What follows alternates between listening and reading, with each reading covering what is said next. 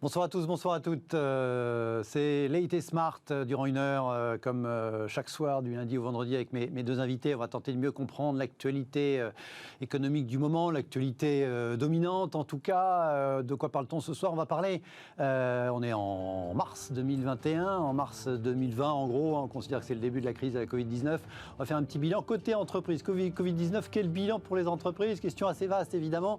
D'un côté, on a eu ce matin, tenez, les chiffres de Rexocode qui dit qu'en moyenne, on connaissait les chiffres du CAC 40, mais sur l'ensemble des entreprises, les entreprises sont en perte en France, ont été en perte en France en 2020 pour la première fois depuis 1984. Donc ça fait donc un bail. Donc on a des performances économiques et financières qui globalement sont plutôt mauvaises. Et puis de l'autre côté, il y a eu un certain nombre de constats qui ont été faits, parfois certains positifs, des enseignements positifs tirés de cette crise en termes d'organisation, en termes de transformation des entreprises. Alors bref, qu'est-ce qu'il emporte entre d'un côté une mauvaise année, puis de l'autre côté l'occasion de faire des changements, des modifications, des transformations pour les boîtes, le plus souvent pour le meilleur. Enfin, en tout cas, ce sera la question que je vais poser à mes deux invités dans quelques instants. Et puis, deuxième débat, dans la deuxième partie de l'émission, on parlera de l'industrie. On parle beaucoup de la hausse des matières premières, hausse récente de l'ensemble des matières premières, y compris le pétrole, qui est encore une matière première très importante, même si elle l'est peut-être un petit peu de moins en moins au fil des années.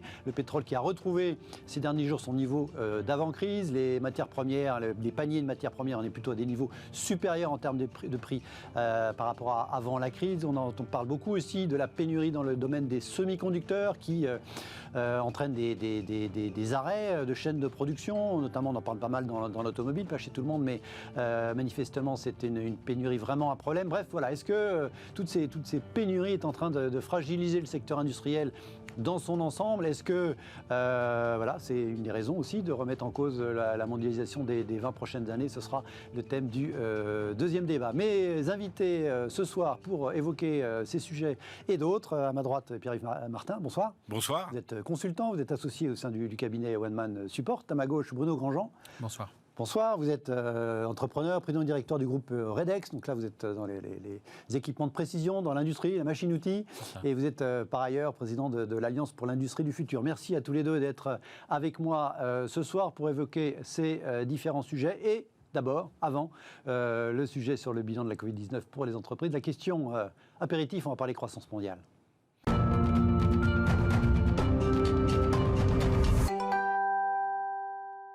Nous parlons prévisions économiques, croissance mondiale. L'OCDE, ce mardi matin, a présenté ses nouvelles prévisions économiques pour l'ensemble des économies mondiales, enfin en tout cas les zones principales, les pays principaux. Donc l'OCDE qui dit, diagnostic général, une reprise économique mondiale est en vue, mais un déploiement plus rapide et plus efficace de la vaccination dans le monde est indispensable. Alors, 3-4 chiffres, croissance mondiale 2021, pour l'OCDE, elle est revue à la hausse significativement. L'OCDE attend désormais une croissance mondiale de 5,6% cette année, donc en 2021.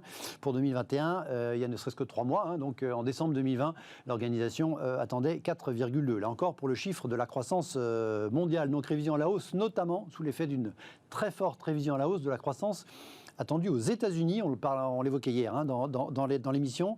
C'est confirmé, en tout cas c'est confirmé par les estimations de l'OCDE qui attend pour les États-Unis cette année une croissance de 6,5%, alors que, encore une fois, il y a 3 mois, en décembre, l'OCDE n'attendait que 3,2% de croissance pour les États-Unis, quasiment un doublement, évidemment. L'une des raisons, c'est le plan de relance de Joe Biden, donc, qui vient d'être voté, enfin qui sera définitivement voté demain, je crois, par le Congrès, mais globalement c'est acquis après le vote du Sénat américain, c'était samedi dernier, et évidemment aussi le succès, en tout cas jusqu'ici, là-bas aux États-Unis, de la campagne de vaccination. Pour la France, stabilité, le CDE attendait plus 6 en décembre, comme Bercy d'ailleurs, révisé légèrement à la baisse à plus 5,9. Mais au niveau des grandes zones, regardez ce commentaire de Denis Ferrand de Rexecode et la courbe associée, qui nous dit qu'avec les nouvelles prévisions de l'OCDE, la zone euro, si on regarde sur, je vous ai donné le chiffre 2021, mais il y a le chiffre 2022 aussi, la zone euro dépasserait légèrement en 2022 son niveau d'activité de 2019, ça on l'avait en tête. Parallèlement, les États-Unis seraient presque 7 points au-dessus de 2019 en habitant 2022, et la Chine, presque 16 points, 15,7. Du coup, l'écart de PIB par habitant entre la zone euro d'un côté et les États-Unis de l'autre serait accru de 4,7 points sur la période. C'est-à-dire qu'effectivement, quand on reprend plus tard et moins fort, il y a des écarts qui se creusent. Un commentaire, Bruno, vous êtes présent dans différents pays en Europe bien sûr, mais également aux États-Unis, également en Chine. Vous le sentez, ou est-ce que ça vous inquiète, ces espèces de différences qui, cumulées sur plusieurs années, ça arrive à des différences très significatives quand même, de richesse par habitant européen, assez clairement, le PIB par habitant, c'est un très bon indicateur. D'ailleurs, la France était déjà un petit peu décrochée par rapport à l'Allemagne. On a un différentiel de l'ordre de 20% pratiquement. Et on sent bien que la crise, ça accentue les disparités. Les forts ressortent plus forts, les faibles plus faibles. Et c'est cela qu'on semble voir sur cette courbe, une Europe qui décroche. Il faut dire aussi que cette volonté d'être en pointe sur l'environnement, ça a un coût. Ça a un coût, on ne sauvera pas la planète à nous tout seuls. Donc, est-ce qu'on n'est pas en train de commettre une sorte de suicide économique ? Moi, je suis très inquiet sur ce qui se passe, cette divergence. En Chine, aux États-Unis, on reprend la consommation à plein régime. Il y a même un effet de rattrapage. On a envie de vivre plus vite, de rattraper le temps perdu. Et ça peut être assez terrible pour notre économie de la voir comme ça décrocher des deux grands champions mondiaux. Votre regard, Pierre-Yves, sur ces chiffres, sur ces évolutions, ces divergences, cette espèce de sortie de crise en ordre dispersé ? Il y a une course au leadership économique mondial entre les États-Unis et la Chine. Et c'est vrai que l'Europe a du mal à être visible sur cet enjeu. On se souvient en sortie de la crise de 1929, ce sont les États-Unis qui avaient récupérer le leadership et pour de nombreuses décennies. Là, aujourd'hui, en 2021... Après avoir été à l'origine de la crise, comme il y a 10 ans avec les subprimes. Pas cette fois-ci, parce que là, pour le coup, c'est crise sanitaire d'origine asiatique. Et du coup, là, en 2021, le sujet, c'est est-ce que la Chine va réussir à récupérer le leadership économique ? C'est un vrai sujet. C'est vrai que l'Europe a du mal et c'est pas nouveau, à se coordonner, à se synchroniser, à porter une seule voix, une seule politique, même si on avait pu noter dans les mois précédents une volonté d'afficher une ambition en matière de plan de relance qui n'a pas forcément été traduite au même niveau que celle de Joe Biden aux États-Unis, par exemple. Pas encore, en tout cas. Pas encore. Après, il y a aussi certainement un rapport au temps. C'est que la Chine est rentrée la première dans la crise, donc c'est elle qui logiquement en ressort la première, et du coup c'est vrai que ce rapport au temps est un avantage compétitif pour la Chine. Après, effectivement, sur les États-Unis, il y a ce changement de gouvernance qui vient donner certainement une nouvelle impulsion. Et c'est vrai que ce sont des pays, l'économie ça marche sur la confiance. Et dans ces pays-là, il y a une confiance, forcée ou pas, mais il y a une confiance. Et du coup, la confiance en l'économie, en la consommation, en la relance, c'est important et ça génère des bénéfices visibles assez rapidement, comme on peut le voir. Alors après, sur les chiffres de la Chine, souvent, certains intervenants autour de cette table rappellent qu'il faut les prendre avec des pincettes aussi, notamment le fait qu'ils étaient encore en croissance l'année dernière. C'est intéressant parce que vous parlez de course au leadership entre les États-Unis et la Chine. Si on remonte la courbe de Rexecode, à partir des chiffres de l'OCDE, donc la courbe de la Chine, c'est celle en bleu foncé, qui est la plus élevée, et ensuite en bleu clair, c'est les États-Unis, et globalement, c'est l'Europe, Allemagne, France, zone euro, qui sont dans un mousseur de poche avec des couleurs plus jaune-orange. On évoque, j'ai entendu que parmi les motivations à effectivement essayer de faire une espèce de surchauffe économique avec l'ampleur du plan Biden, il y a notamment l'idée d'essayer de retarder le moment où... moment qui était jusqu'ici annoncé avant la fin de la décennie, où la Chine passerait devant les États-Unis en termes de PIB. Ça peut être une motivation pour l'administration américaine, ça aussi. Il y a vraiment une bagarre. Les Américains et les Chinois sont vraiment dans une lutte pour le leadership. Et il y a des inquiétudes des Américains de voir perdre ce leadership. Et l'Europe est paradoxalement dans une forme d'impuissance assumée. On veut une économie sobre, on veut de la décroissance, et finalement, est-ce qu'on n'est pas en train de on veut de la décroissance, c'est pas le discours officiel quand même, en tout cas pas des gouvernants, en tout cas pas encore. La pauvreté s'appelle la sobriété aujourd'hui, c'est le nouveau nom de la pauvreté. Donc on pense que pour répondre aux défis climatiques, il faut... Et pourtant on parle du défi climatique aux États-Unis, on parle aussi d'un Green New Deal, alors il n'est pas du tout encore implémenté, en tout cas il était présent dans la campagne. En tout cas, l'économie l'économie reste la priorité numéro 1, la croissance. On essaye de trouver une croissance qui soit compatible avec l'environnement. En Europe, je ne suis pas sûr qu'on ait fait ce choix clairement, mais c'est notre histoire. C'est un vieux continent un peu épuisé, l'Europe, un peu fatigué par 2 guerres mondiales qui sont 2 guerres civiles. Et donc, est-ce que tonalité de Villepin devant le Conseil de sécurité de l'ONU, là, est-ce qu'on n'est pas en train finalement de vivre avec un certain plaisir ce décrochage, de regarder les autres continuer à vouloir progresser en sachant que tout ça ne mène à rien et que le matérialisme est une valeur dépassée. Mais derrière, ça nous mènera à des problèmes de souveraineté, à des problèmes de qualité de vie, à des problèmes de... Je ne suis pas sûr que le chemin de la pauvreté soit un chemin aussi agréable que ça. Et donc, moi, je m'inquiète beaucoup de cette disparition d'une Europe qui ne veut plus assumer un rôle de leadership et qui laisse partir les 2 grandes économies. L'Europe, contrairement aux États-Unis et à la Chine, ne dispose pas d'une unité, d'une puissance politique. Et dans ces 2 cas, des États-Unis et de la Chine, c'est bien la politique, c'est bien le politique qui donne l'impulsion et l'orientation. En Europe, on n'a pas ça. Et on n'arrive pas à se mettre d'accord pour faire émerger un leader, une voix. Et tant qu'il n'y aura pas cette voix, ça sera effectivement compliqué d'avancer.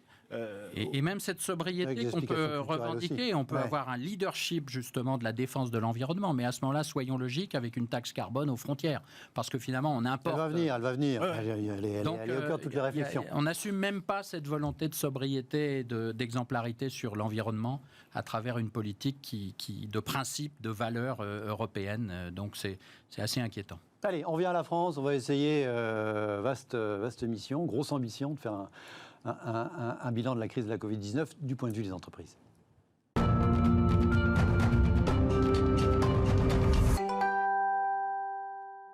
Deux chiffres tout d'abord pour lancer ce débat, vaste débat sur un premier bilan du point de vue des entreprises de la crise Covid-19. Regardez ce papier dans les Échos aujourd'hui.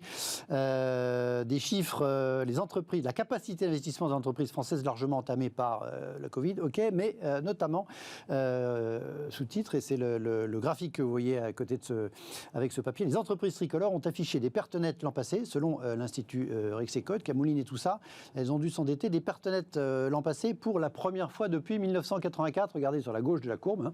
Effectivement, 1, 2, 3 années de suite, au début des années 80, les entreprises françaises, globalement, avant dividendes et après amortissement des entreprises non financières.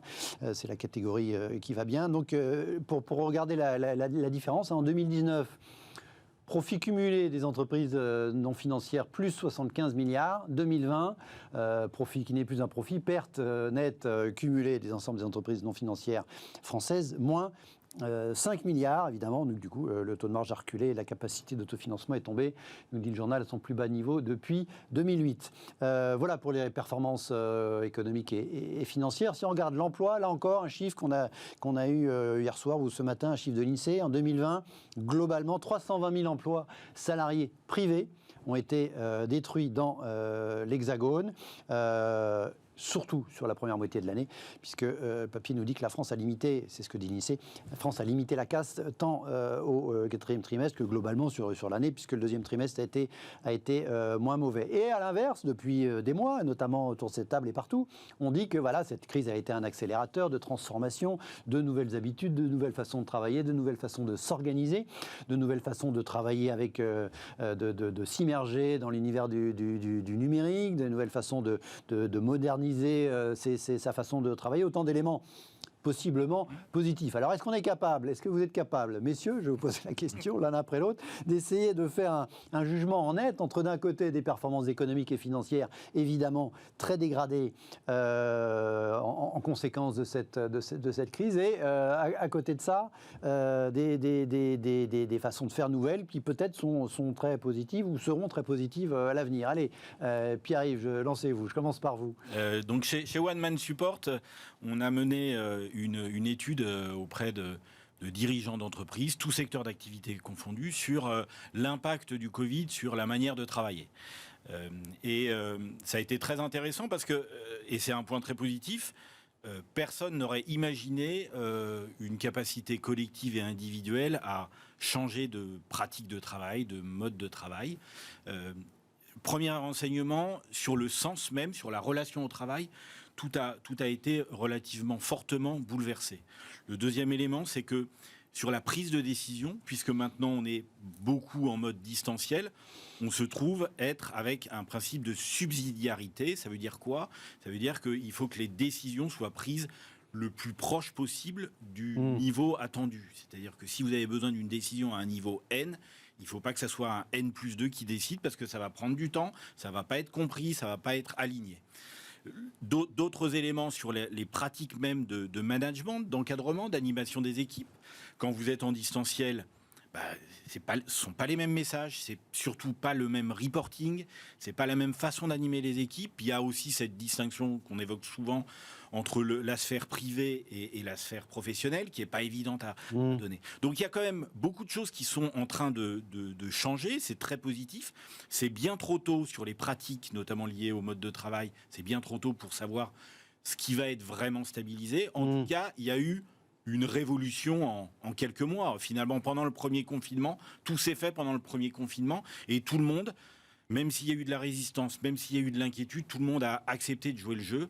Précisément parce qu'il y a eu un premier confinement et qu'il y a eu la suite, parce que le premier confinement il s'est quand même terminé mi-mai, on est quand même en mars de l'année suivante. Il y a eu un deuxième. Vous remarquerez que c'est pendant le premier confinement qu'on s'est tous adaptés. Mais justement, on n'est plus dans la surprise, on n'est plus dans la stupéfaction, on n'est plus dans la nouveauté. Donc maintenant, on peut commencer à apprécier ou pas les choses se pérennisent. Les nouveautés. Les choses se pérennisent. Il y a toujours ce besoin de travailler autour du présentiel. Ceux qui mettent en avant la pérennité du modèle distanciel. Certes, il y a un modèle distanciel qui est arrivé, qui s'est imposé, mais on a tous besoin de présentiel pour réfléchir plus ou moins ensemble, selon les métiers, selon les profils, on imagine aussi. C'est extrêmement important. En tout cas, il ne faut pas céder à la musique du tout distanciel ou de la remote compagnie totale, parce que ça serait, à mon sens, une erreur. L'autre élément naturellement sur les résultats financiers et économiques des entreprises, effectivement, pour la première fois, je crois, de l'humanité, ou une des premières fois, le monde économique de la planète s'est arrêté de vivre. Et du coup, c'est tout à fait logique d'avoir des résultats et de voir un impact sur les résultats financiers des entreprises, sur les capacités d'investissement. Mais je note néanmoins que les entreprises, en tout cas les grands groupes, n'ont pas gelé leur budget. En 2008, il y a eu alors c'est une autre crise économique, mais il y a eu un réflexe immédiat de geler tous les budgets.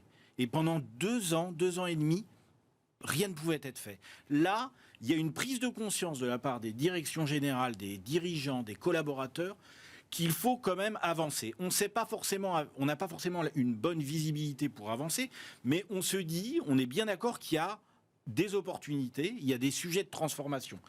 Peut-être sujet de transformation dans la relation qu'on a avec les clients, dans la relation avec les fournisseurs, sur la supply chain, sur l'offre produit. Les modes de consommation sont en train d'évoluer. Donc tout ça est en bouleversement. Donc l'entreprise a bien compris la pertinence de revoir cette façon de faire. Mais à ce jour... Et au global, lancez-vous un petit peu, si on met le côté sanitaire évidemment de côté, est-ce qu'on peut positiver cette crise ? Toute crise est positive, parce que dans toute crise, ça remet les choses sur le tapis, ça remet en cause l'équilibre des forces établies. Et donc du coup, dans les forces établies, ça permet aussi à des nouveaux entrants d'arriver, ça permet aussi aux consommateurs, aux clients d'exprimer des attentes différentes. Et le client, le consommateur est peut-être aussi en train de rentrer dans le jeu, dans la danse, et peut-être d'exprimer peut-être un peu plus des attentes. Bruno, le chef d'entreprise que vous êtes, est-ce qu'il arrive à positiver cette crise ? Moi, je vais être un peu plus... Je vais jouer un petit peu la face un peu moins optimiste de cette leçon d'une année de crise. Moi, ce que je vois, c'est effectivement une extraordinaire capacité de la société civile et des entreprises à s'adapter. C'est assez inattendu. Il y a eu des progrès absolument incroyables dans la maîtrise du numérique. Des outils qu'on pensait être des outils pour dans 10 ou 15 ans sont devenus immédiatement maîtrisés par des entreprises. Mais nos concurrents l'ont fait également. Et le chiffre négatif que Rexecode met en avant également, c'est la part de marché française à l'exportation qui baisse. Oui, on a eu des chiffres la semaine dernière. On voit que la crise... quasiment tous les secteurs. On est en perte de part de marché, et ce n'est pas uniquement uniquement notre spécialisation aéronautique. Donc les autres ont également réalisé cette mutation accélérée vers le numérique. Les autres pays l'ont fait également. Et donc la France ressort a priori un peu affaiblie, avec un déficit du commerce extérieur qui est unique en Europe, en tout cas dans la zone euro, et qui est un niveau record, et avec des pertes de marché, même sur des marchés traditionnellement très forts du pays. Donc moi je suis assez inquiet. Il faut souligner effectivement cette capacité d'adaptation des équipes dans les entreprises. C'est absolument remarquable, mais les autres l'ont fait également. Et donc au global, quand on s'examine, on se trouve pas trop mal, mais quand on se compare, on s'inquiète un peu plus, parce que finalement les autres ont su digérer aussi ces outils numériques, et a priori on a l'air de ressortir plus faible de cette crise, avec un endettement fort des entreprises également, très fort des entreprises. Il va falloir passer à une phase post-PGE qui va être compliquée. L'endettement a beaucoup augmenté, donc des outils ont été mis en place, ont été annoncés d'ailleurs cette semaine par Bercy, mais on sent bien que le retrait du PGE, vous savez, c'est quand la mer se retire qu'on voit ceux qui ont un maillot ou pas, en maillot ou pas. Bon, voilà, on va voir aussi ceux qui finalement ont passé la crise à coup d'aide de PGE, et ceux qui ont les reins solides. Et donc ça va être un moment de vérité dans les 2 ans qui viennent. Quand vous regardez votre entreprise, Bruno Grandjean, est-ce que vous trouvez vous trouvez des domaines, des aspects, des dimensions où voilà, vous êtes mieux après qu'avant? Ah oui, nous, c'est clairement, on avait une politique de développement à l'international. Heureusement qu'on avait des filiales sur place. Sinon, ne pouvant plus se déplacer, on n'aurait pas survécu. Heureusement qu'on avait déjà du jumeau numérique, des possibilités de maîtriser nos équipements à distance. Sinon, on n'aurait pas pu vraiment traverser cette crise. Et dans la transformation, dans l'évolution... Ça a tout accéléré. Ouais. Parce que beaucoup de choses qui étaient vues comme importantes mais non urgentes se sont vues à la fois importantes et urgentes. Et on s'est mis à investir énormément dans le numérique, à travailler d'une manière différente. J'aime beaucoup cette idée de responsabilisation, de subsidiarité. Je crois qu'elle est réelle. Pour nous, c'est vraiment nos filiales qui ont pris un peu le pouvoir sur le terrain et qui ont fait bouger la maison mère. Et ça, c'est un point positif. Oui, c'est un point positif. Que vous retiendrez. On travaille beaucoup plus de manière... Vous ne reviendrez pas en arrière sur cette dimension-là, à supposer que tout revienne... Absolument pas. Beaucoup de progrès ont été faits dans les possibilités de travailler à distance. On a réussi même à négocier des très grosses commandes avec des clients à distance. Et ça, c'est une économie, c'est une efficacité supplémentaire qu'on va conserver pour l'avenir. Pierre-Yves Martin, vous évoquiez tout à l'heure, dans l'étude que vous avez menée, la question du sens. Alors, on y attribue, on met à l'intérieur du terme ce qu'on veut précisément, justement. Qu'est-ce qu'on y met, qu'est-ce que vous y mettez, et en quoi le travail dans l'entreprise aujourd'hui, post-Covid-19, aurait plus de sens ou moins pour d'autres ou certains qu'avant. Comment vous évaluez ça et comment vous l'expliquez? Le sens, notamment lié au travail, c'est l'alignement de l'individuel avec le collectif dans la perspective du projet de l'entreprise. Voilà, mon intérêt est celui de partager avec celui de l'entreprise. Comment individuellement je me place dans l'équipe et comment mon équipe se place par rapport au projet d'entreprise. Comment elle répond à cette proposition de valeur. Et donc du coup le sens, c'est simplement de créer un alignement entre le projet de votre entreprise, son projet, et les besoins du marché, les besoins des clients, des fournisseurs.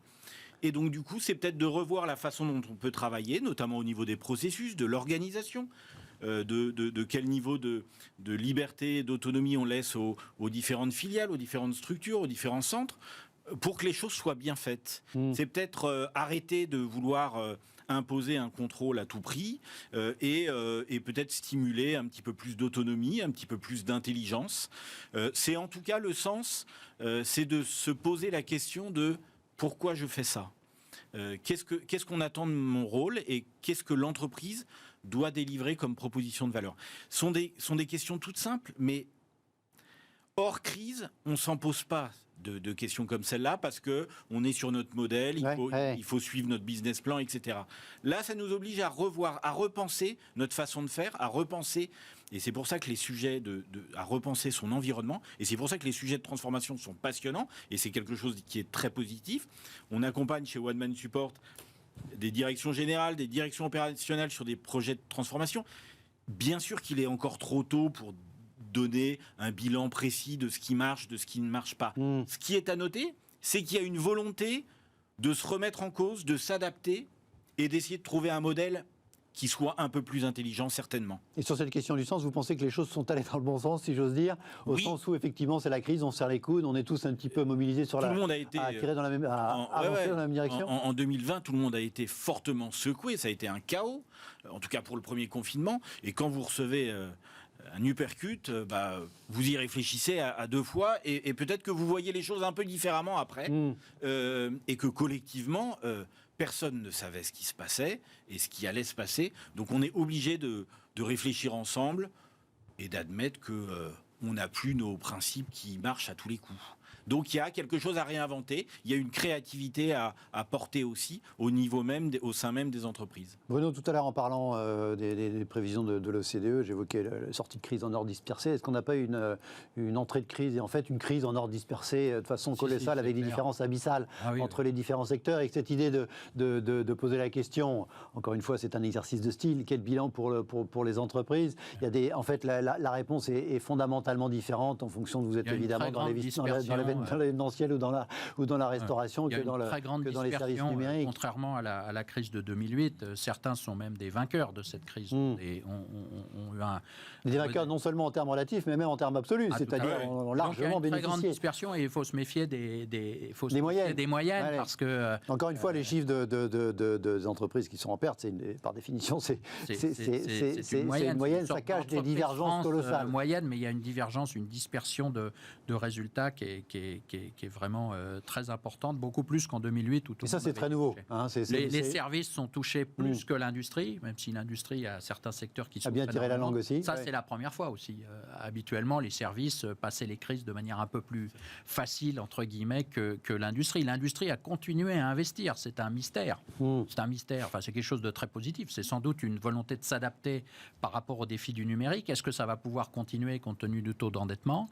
Il y a beaucoup de choses très atypiques dans cette crise. On a continué à investir en proportion de la baisse du PIB, alors que d'habitude, l'investissement est sacrifié. C'est vraiment la variable d'ajustement des crises. Donc, il y a beaucoup de mystères encore et de choses qu'on ne comprend pas bien dans le fonctionnement de cette crise, mais l'endettement, notamment des entreprises, est un vrai sujet. La sortie du PGE, c'est dramatique. On n'a pratiquement plus de faillite en 2020. Mais le jour où il faut rembourser son PGE, là, ça va faire mal. Donc, il y a vraiment toute une macroéconomie, une politique macroéconomique à faire pour s'en tirer pas trop mal dans les années qui viennent. Le PGE en 2020, c'est 130 milliards d'euros, même si l'essentiel, paraît-il, n'a pas été dépensé, a été en moyenne thésaurisé, encore une fois, en moyenne, mais effectivement, certainement des dizaines, des centaines de milliers d'entreprises qui ont dû le dépenser et qui sont en difficulté pour le rembourser, même si globalement, les délais de remboursement ont été rallongés. Vous nous disiez, Pierre-Yves, tout à l'heure qu'il est trop tôt. Quand est-ce qu'on pourrait tirer un bilan, notamment sur ces questions d'organisation qui sont intéressantes. En même temps, on voit quand même, il y a quand même des tendances. On voit bien que le télétravail ne reviendra pas comme avant. Après, la question, c'est est-ce que les gens vont se mettre à 1 jour par semaine, 2 jours par semaine? Est-ce que la moyenne sera à 3 mais elle ne sera pas à 0, quelque chose comme avant la crise? Ça, c'est des acquis, c'est des certitudes, non? Je pense qu'on y verra clair après l'été 2021. Parce qu'il y a... on travaille souvent... En supposant évidemment qu'on y voit clair sur la sortie de crise sanitaire. On aura des premiers éléments de pérennité, d'action qui marchent pas. Il y a un léger écart entre ce que les directions générales peuvent avoir en tête en matière de télétravail et ce que les collaborateurs veulent.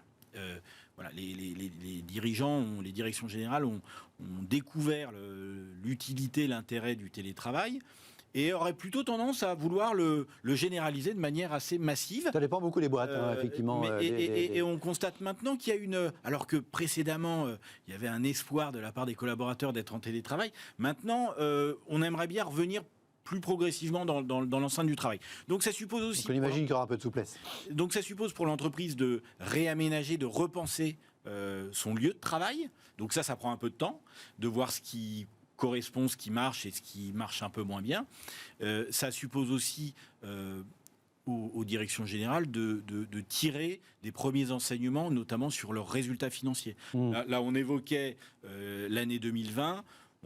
Il est aussi intéressant de voir quels sont les secteurs qui confirment leur dynamisme sur 2021. Oui, parce que 2020 aura été tellement atypique qu'on ne pourra pas en tirer des conclusions définitives. Donc je pense, c'est pour ça que je fixais l'échéance à mi-2021, été 2021. Je pense qu'on aura là des premiers signaux pour engager après 2022 peut-être différemment, avec des premiers enseignements. Mais c'est vrai que je me souviens de tout ce qui a pu être dit pendant le premier confinement.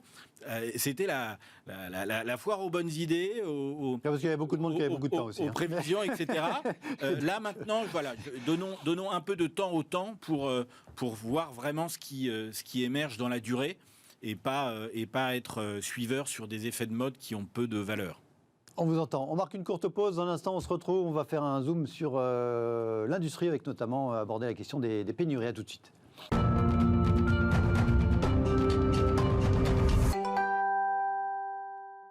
Retour dans Late et Smart, merci de rester avec nous. Deuxième débat principal dans l'émission. Regardez, c'est écrit en bas, les pénuries fragilisent-elles l'industrie? Pourquoi parler des pénuries?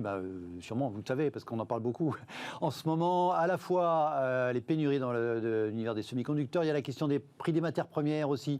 Il ne se passe pas quasiment une journée sans qu'on évoque un nouveau record sur telle ou telle matière première. Globalement, les matières premières en général sont très sensiblement à des prix situés, après avoir baissé au début de la crise, il y a un an évidemment, sont revenus à leur niveau d'avant-crise et même au-delà. Idem pour le pétrole. Regardez le papier, le cours du pétrole s'envole. Baril a retrouvé son prix d'avant le Covid-19. Regardez le petit graphe, c'est très net. On est autour de $70 le baril. Rappelez-vous, on était descendu à $20 le baril au plus fort de la crise au mois d'avril dernier. Donc on a déjà fait fois 3,5 par rapport à ce point bas. Donc on est revenu au niveau d'avant avec une accélération ces derniers jours après les décisions de l'Arabie Saoudite notamment de rester sur des quotas un peu contraints pour tenir des prix. Et puis, depuis des semaines, et là encore, on en parle de plus en plus tous ces derniers jours, les semi-conducteurs. Papier dans les Échos hier, regardez, la bataille mondiale des semi-conducteurs fait rage. Bataille mondiale parce que c'est un sujet pour tout le monde. Pour une fois, c'est un sujet sur lequel la Chine n'est pas particulièrement en pointe. C'est quasiment le seul ou le dernier au choix. Ça a été au cœur des annonces et des préoccupations du Parlement chinois lors de sa session annuelle en fin de semaine dernière. Ce que dit les Échos, d'ailleurs en Chine, le nouveau plan quinquennal du régime de Xi Jinping, qui a donc été évoqué récemment, prévoit d'augmenter les dépenses dans les puces électroniques. Les États-Unis, de leur côté, procèdent à une revue stratégique des forces et des faiblesses de leur production domestique de puces. L'Europe veut aussi sa filière autonome de composants électroniques. Regardez, vous ne le voyez pas, mais je vous le raconte, c'est le tableau là, qui est à droite, les histogrammes qui sont à droite de ce papier. C'est les grands pays fabricants de semi-conducteurs dans le monde. Et encore une fois, c'est quasiment le seul domaine dans le monde où ce n'est pas la Chine en tête. C'est Taïwan, de très loin, en termes de capacité, ensuite la Corée du Sud, ensuite les États-Unis, et ensuite seulement la Chine, ce qui pose problème à la Chine. Les pénuries de semi-conducteurs, c'est quelque chose de très significatif. Depuis la fin de l'année dernière, on en parle beaucoup dans certaines filières industrielles, y compris dans l'automobile, où, c'est pas forcément intuitif pour tout le monde, mais il y a beaucoup de semi-conducteurs dans l'automobile de plus en plus, et puis microcontrôleurs un petit peu partout, avec des ruptures d'approvisionnement, des freins dans les chaînes de production, y compris dans l'automobile. La quasi-totalité des constructeurs automobiles mondiaux sont non pas à l'arrêt, mais avec la pédale de frein en termes de production.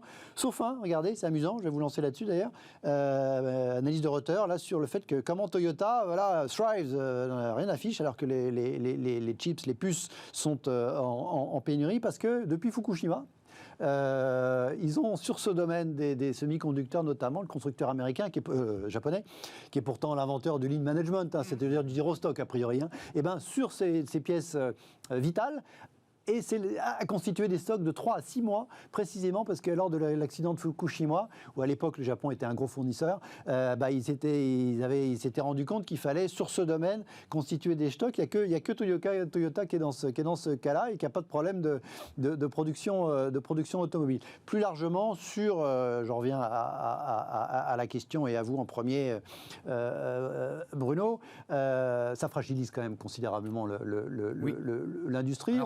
On a beaucoup parlé de souveraineté depuis un an. Oui et non, parce qu'une hausse des matières premières, c'est aussi un moyen de réactiver l'investissement. C'est-à-dire qu'il y a beaucoup de domaines où, finalement, face à un afflux de demande, on voit un besoin d'investir. Et l'investissement va, en cascade, tirer d'autres industriels. Moi, je fais partie des gens qui se réjouissent d'une hausse des matières premières parce qu'on va être obligé de faire plus d'usines. Et si on fait plus d'usines, il y aura de l'investissement. Dans les domaines des matières premières, par exemple, les métaux aujourd'hui flambent, notamment du fait de la reprise, mais aussi du fait qu'on avait trop arrêté de sites, du fait qu'il n'y a pas assez de capacité de production, donc quand vous dites... Voilà, manque de capacité de production implique investissement. Dans le pétrole, c'est la même chose. Vous avez des acteurs importants du pétrole qui se réjouissent de voir le baril, des investissements vont être déclenchés, et donc ça va réactiver dans le parapétrolier, une partie les acteurs du parapétrolier, par exemple. Ouais. Voilà, tous les acteurs du parapétrolier, je pense aux technip, aux gens qui exploitent des champs pétroliers, vont réinvestir. Donc, dans les semi-conducteurs, c'est un petit peu différent, parce que finalement, les semi-conducteurs, c'est le pétrole de l'industrie du futur. Ouais. Et là, on a des vrais sujets d'affectation des productions, parce qu'il y a une production qui peut être affectée à un client ou à un autre, à un pays ou à un autre. Donc, on a un vrai sujet aujourd'hui de souveraineté. J'ai été j'ai lu l'interview de Carlos Tavares, notamment, qui se plaignait que PSA n'était peut-être pas dans la priorité des livraisons du carnet de commandes. Alors lui, il engueulait ses fournisseurs à lui, d'ailleurs. Il n'engueulait pas les fabricants fabricants de semi-conducteurs. Il disait c'est mes fournisseurs qui n'ont pas fait leur boulot. Il faut privilégier mes fournisseurs et il faut qu'ils aient du stock, etc. Ce qui est aussi un paradoxe, puisqu'on était dans des chaînes d'approvisionnement sans stock. Donc on voit changer énormément de règles anciennes. Et moi, je vois ça relativement positivement. Et l'automobile, c'est pas un gros client de l'industrie des semi-conducteurs, même si c'est important. Oui, ça change quand même. Parce donc du coup, c'est pas ceux qui ont été priorisés par les fabricants de semi-conducteurs par rapport aux fabricants d'ordinateurs. Leur marge, et ils vont aller vers là où ils font le plus de marge. C'est pas forcément l'automobile, qui est un marché très difficile, qui négocie de manière incroyable ses prix.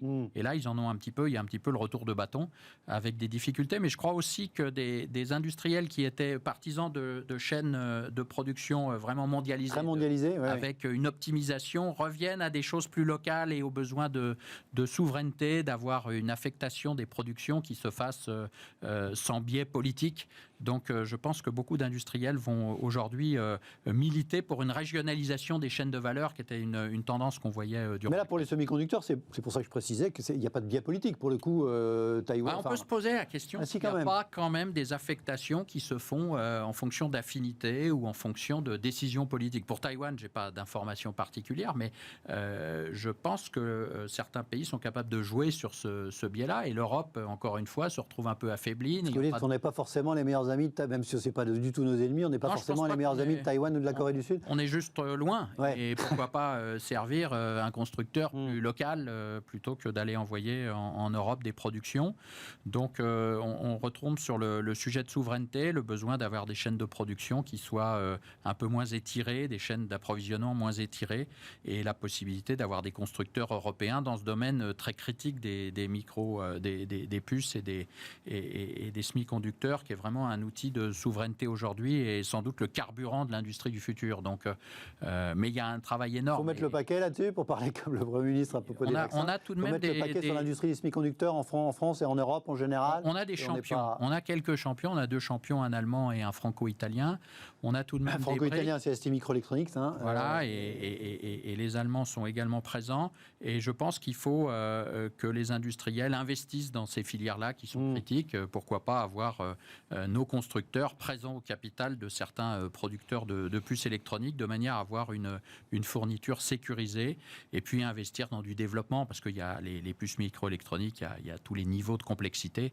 Donc être capable d'être en pointe. On a à Grenoble, par exemple, avec le CEA, on a quelques domaines d'excellence, en Allemagne également. Donc essayons de capitaliser là-dessus. Et je reviens à mon sujet de prédilection. On est aussi capable de faire certaines machines pour la production de semi-conducteurs. Il faut impérativement garder ces savoir-faire. Un des moyens critiques de garder du savoir-faire, un des moyens clés, c'est pas forcément de produire, mais c'est d'avoir les équipements disponibles, ce qui fait qu'on a un levier sur les producteurs, puisque l'on maîtrise les outils de production, les machines, les équipements critiques. Et ça, l'Europe a encore un petit peu de pouvoir dans ce domaine. Selon vous, quelle question pose aux dirigeants d'entreprise, voilà, ces questions de pénurie dans l'univers industriel?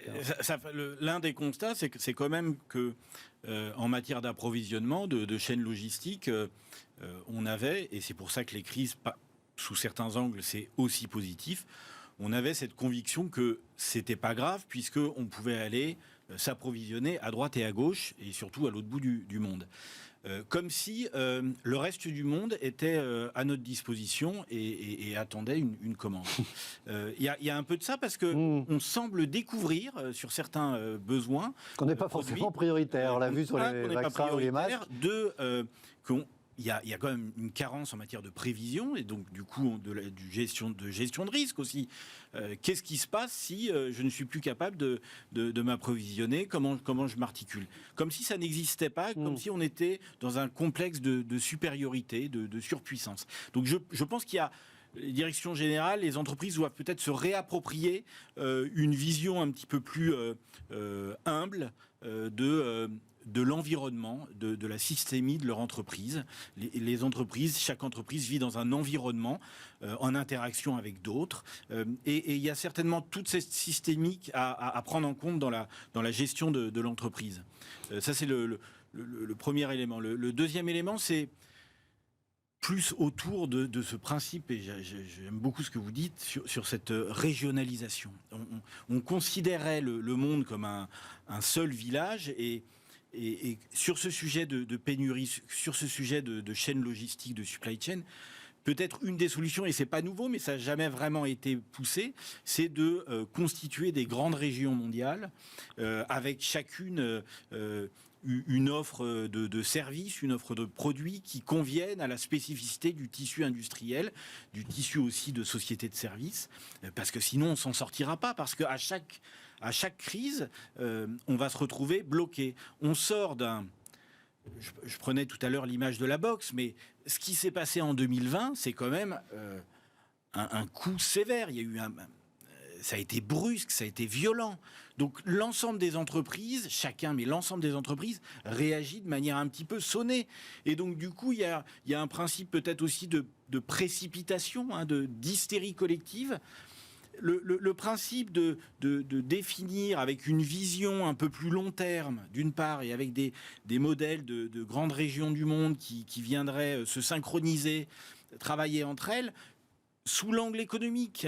Je parle pas de politique, parce que sinon ça va mettre un peu trop de temps, mais que je pense que chacun a un intérêt sur cette planète à découper et à définir des principes de territorialité qui soient plus adaptés aux bouleversements. Les bouleversements sont de plus en plus rapides, de plus en plus violents, et si on n'anticipe pas par une géoéconomie intelligente, on n'y arrivera pas. Sur les profils au sein de l'entreprise, sur les priorités, à une époque, quand on parlait des fonctions achats, c'était celui qui était capable d'écraser son fournisseur le mieux et de faire baisser les prix et d'avoir les meilleurs prix. Est-ce qu'effectivement, aujourd'hui, est-ce qu'on observe déjà, est-ce qu'il faut peut-être que la fonction achat au sens large, logistique, ce ne soit pas plus sécuriser les approvisionnements que juste faire rendre... La direction des achats c'est profondément modernisé en 10-15 ans. Elle a entrepris des opérations de massification très importantes, comme ce que vous évoquiez, avec des pressions sur le tissu de fournisseurs plus importants, de manière à acheter au meilleur prix. Si la direction des achats omet de sécuriser l'approvisionnement, c'est peut-être aussi parce que les directions générales leur demandent de faire au mieux avec le moins possible, avec le moins de stock possible, avec le moins d'éléments de sécurisation, parce que quand tout va bien, la priorité, c'est pas de prévoir un risque, malheureusement. Donc du coup, il y a aussi une prise de conscience, il y a une maturité à défendre au sein même des conseils d'administration, des comités exécutifs dans les entreprises, pour que on puisse voir qu'on ait peut-être un rapport au temps un peu plus long, une vision un peu plus saine, parce qu'on se rend compte que ce court-termisme ne convient pas.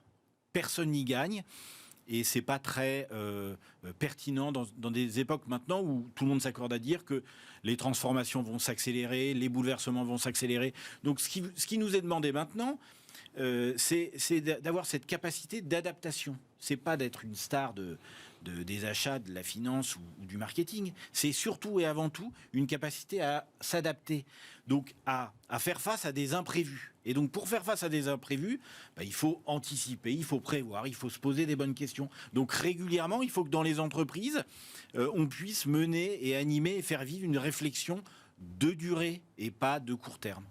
Bruno, est-ce que vous diriez que dans vos filières, dans l'industrie, effectivement, la préoccupation sur la sécurisation des approvisionnements a progressé ces derniers temps, même ces derniers mois, où ça reste des cas très particuliers, ce qu'on évoque de façon générale? Je ne suis pas sûr qu'il y ait une stratégie vraiment aujourd'hui de réinternaliser, par exemple, ce qui est ou de refaire du stock. Ce n'est pas forcément la stratégie qui est suivie. Refaire du stock, ça coûte de l'argent. Enfin, même c'est intéressant, l'exemple de Toyota que vous avez donné est fabuleux, parce que Toyota, on les présente souvent comme un des meilleurs industriels au monde, un des créateurs du lean, vraiment de réduire au maximum l'empreinte de ces usines et les stocks. Et finalement, Fukushima les a alertés déjà sur le risque de rupture d'approvisionnement. Et nous, on est arrivé dans la crise en pensant que ça ne pouvait pas arriver. Et on a bien vu des PME locales ou des gens qui étaient vus comme relativement inimportants par rapport à des grands groupes et retrouver une place parce qu'ils savaient fabriquer des machines pour les masques, parce qu'ils avaient même des écouvillons. Qui penserait qu'un écouvillon était un élément critique pour la sécurité, la santé publique.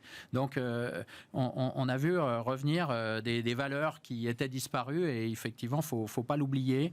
Je crois beaucoup à une forme de régionalisation. L'économie était devenue un peu folle avec cette optimisation. Vous aviez parfois une seule usine à travers le monde.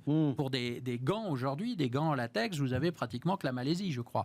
Donc, il y a des perversions, on va dire, un peu d'un capitalisme mondialisé qui est allé trop loin. Et je crois beaucoup, l'Europe est créée pour ça, pour avoir une taille critique et permettre une forme de régionalisation.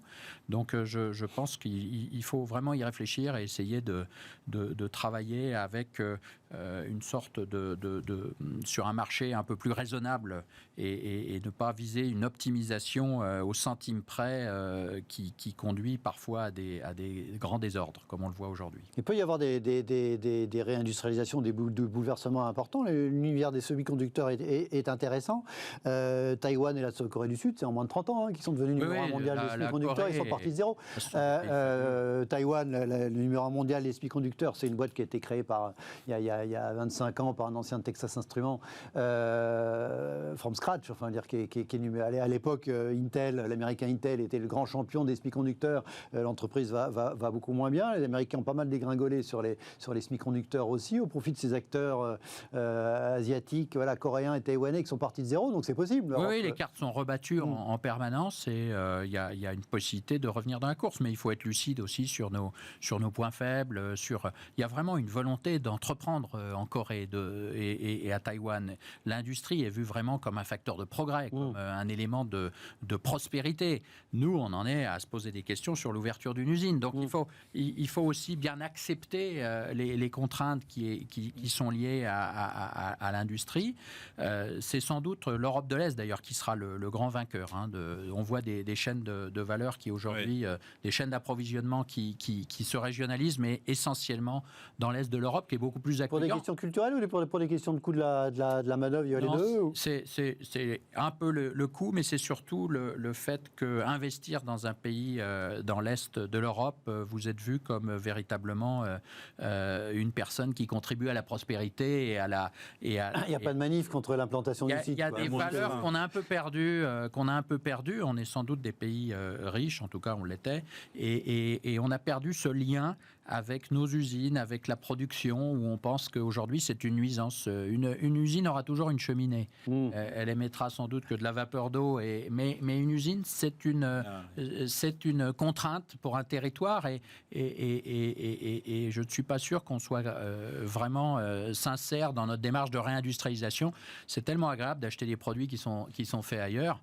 Les autres ont les contraintes, ont le travail qui n'est pas toujours simple dans une usine. Nous, on est plutôt passé dans le monde post-industriel, donc avec les conséquences que ça a. La France a validé la fin de l'industrie, de la grande industrie française dans les années 70-80.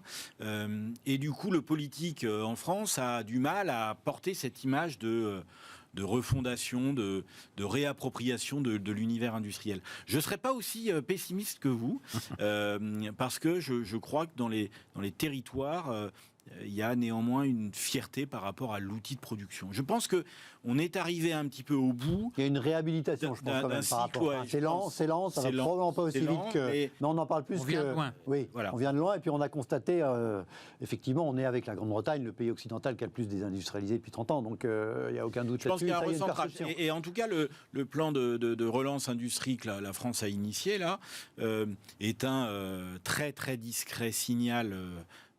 Pour reporter ce sujet d'industrie française, industrielle. Mais je pense que progressivement, les choses vont aller dans le bon sens. Je pense aussi que cette dynamique autour du fabriqué en France, il y a 10 ans, c'était encore un sujet uniquement marketing. Aujourd'hui, dans le consommateur, on sent qu'il y a quelque chose qui se passe. Alors, après, il y a des impératifs économiques, il y a des questions de coûts et d'accessibilité tarifaire, mais néanmoins, il y a une dynamique qui se fait. Après, il faut que ça soit porté par les territoires, je pense, parce que c'est eux et c'est pas de manière centralisée qu'il faut que ça soit fait. Donc, il faut que les régions, les départements puissent s'impliquer, se mobiliser pour ça. Ça demande effectivement de la part de la classe politique aussi une bonne connaissance de ce qu'est le tissu industriel. C'est vraiment un projet de société d'avoir une industrie forte. Et Taïwan et la Corée en ont fait leur projet de société. C'est ça leur projet, c'est d'avoir des outils au service de la prospérité, au service de pays indépendants. Imaginez Taïwan, la difficulté qu'il y a face aux géants chinois. Donc c'est vraiment des outils et la France doit retrouver cet esprit de conquête, ce goût du progrès aussi, de la recherche appliquée, ce qu'est l'industrie en grande partie. Il y a un très gros travail, c'est un vrai projet de société à bâtir, mais enfin, on peut être effectivement... raisonnablement optimiste. J'avais organisé une usine au Grand Palais, l'usine extraordinaire, ça avait été un grand succès, beaucoup de gens étaient venus et on avait vu effectivement cet attachement profond des Français à leur industrie qui parfois sont plus sages et plus lucides que certains de leurs dirigeants. Mais il y a un vrai sujet culturel lié à ce point de réindustrialisation. Bon, puis moi, je retiendrai aussi que la hausse des matières premières, c'est une bonne chose, ça conduit aux investissements. Moi, ça me plaît. Voilà. Tant mieux, alors si ça vous plaît, ça plaît aux industriels, tout va bien. Il nous reste quelques minutes, on va les passer en balayant quelques sujets plus légers pour terminer l'émission.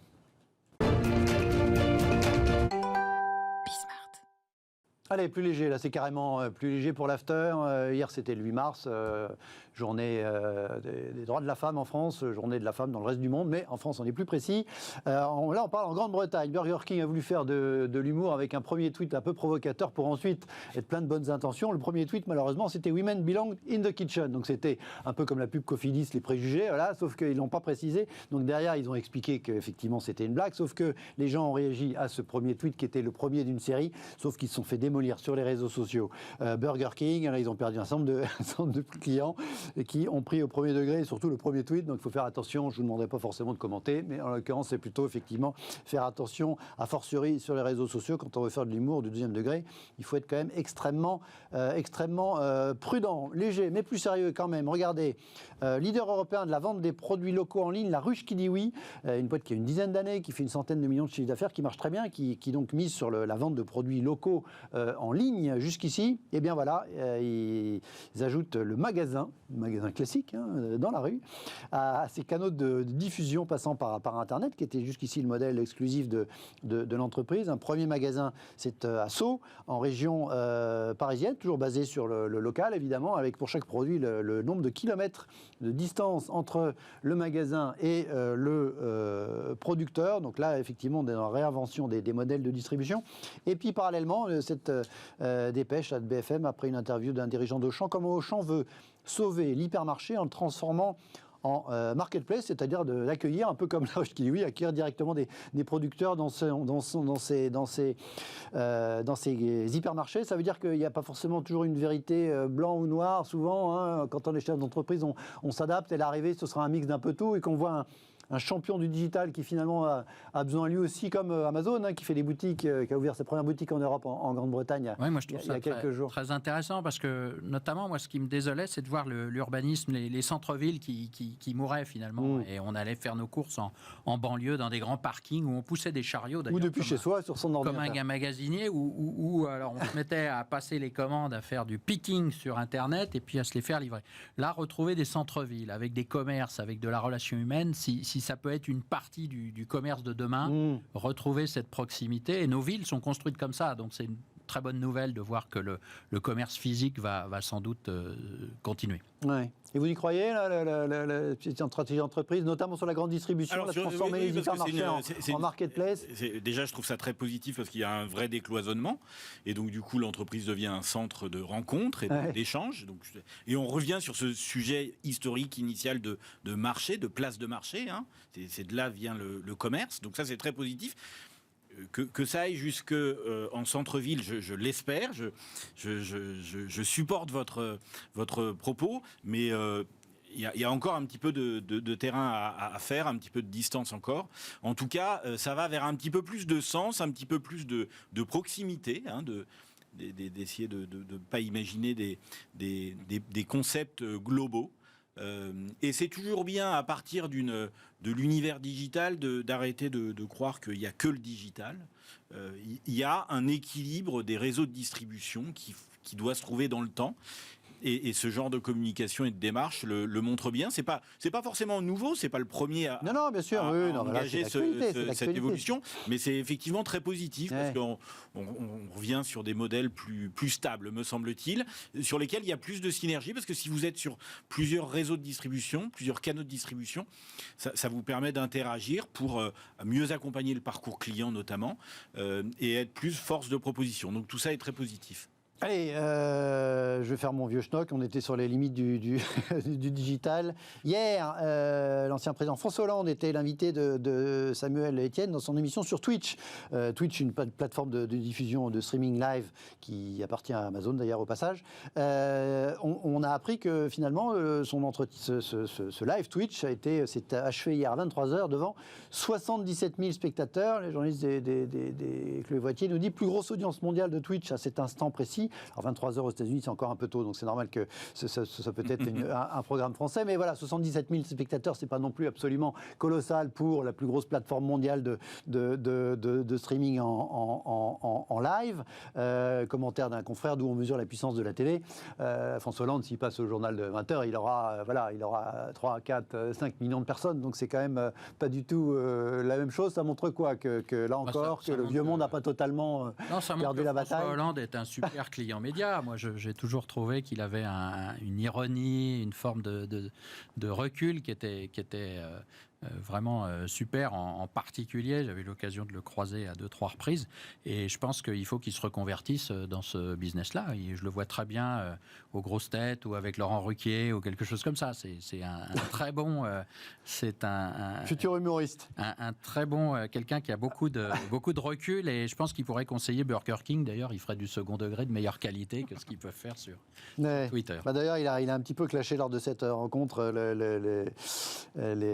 les deux youtubeurs là qui ont les gestes barrières. Voilà, sur les gestes barrières, il a trouvé qu'effectivement il fallait appliquer les gestes barrières face à leurs vidéos. C'était un petit peu méchant, mais c'est très ironique et c'était assez drôle. Merci à tous les deux d'avoir été à mes côtés ce soir. Merci à vous de nous avoir regardés. On se retrouve demain, même heure sur Bismart. Ciao.